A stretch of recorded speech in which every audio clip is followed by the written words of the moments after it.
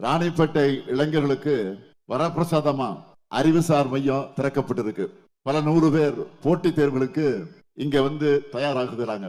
உங்களுடைய நீண்ட நாள் கோரிக்கையான ஆற்காடு ஆரணி புறவழி சாலை நிறைவேற்றப்பட்டு மக்களுடைய பயன்பாட்டுக்கு திறந்து வைக்கப்பட்டிருக்கு. பழுதடைந்த ஆற்காடு பேருந்து நிலைய கட்டடம் அகற்றப்பட்டு புதுசா பேருந்து நிலையம் கட்டப்பட்டு வருது. ஆற்காடு சட்டமன்ற தொகுதியில வெள்ளகுளம், பெண்ணகர், வாழைப்பந்தல் உள்ளிட்ட பகுதிகளில் புதுசா தடுப்பணைகள் கட்டப்பட்டிருக்கு. சென்னை பெங்களூர் தேசிய நெடுஞ்சாலை குறுக்க ஆற்காட்டில இருந்து ராணிப்பேட்டை போறதுக்கு மேம்பாலம் அமைக்கப்பட்டிருக்கு.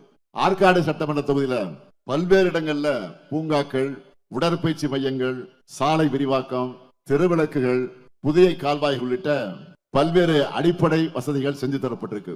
ஆற்காடு தொகுதியில நிறைய ஏரிகளை சீரமைச்சிருக்கிறோம். ராணிப்பேட்டை மற்றும் சோளிங்கர்ல புதிய பேருந்து நிலையம் கட்டப்பட்டு வருது. ராணிப்பேட்டை வாரை சந்த வணிக வளாகம் கட்டப்பட்டிருக்கு. மேல் விசாரத்துல மேம்படுத்தப்பட்ட ஆரம்ப சுகாதார நிலைய கட்டணம், வாலாஜாப்பேட்டை திமிரியில புதிய பேருந்து நிலையம் திறக்கப்பட்டிருக்கு. ராணிப்பேட்டையில பணிபுரியும் பெண்களுக்காக தோழி மகளிர் விடுதிய திறந்து வச்சிருக்கிறேன். பேரூராட்சியாக இருந்த சோளிங்கர் நகராட்சியாக தரம் உயர்வு. சோளிங்கர் புதிய பேருந்து நிலைய பணிகள் நிறைவு பெற்றிருக்கு.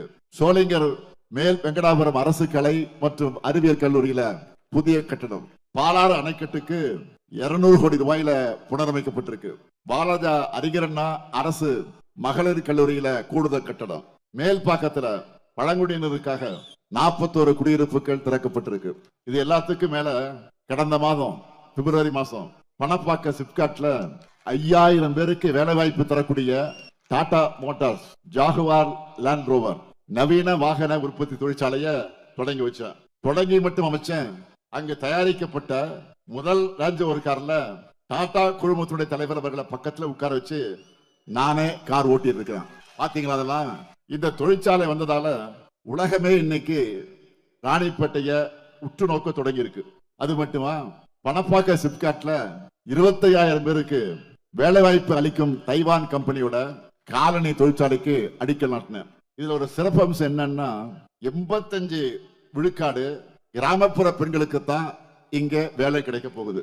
இப்படி ராணிப்பேட்டையோட தொழில் வளர்ச்சி, கல்வி வளர்ச்சி, உட்கட்டமைப்பு வசதிக்காக பார்த்து திட்டங்களை செஞ்சு கொடுத்திருக்கிறோம்.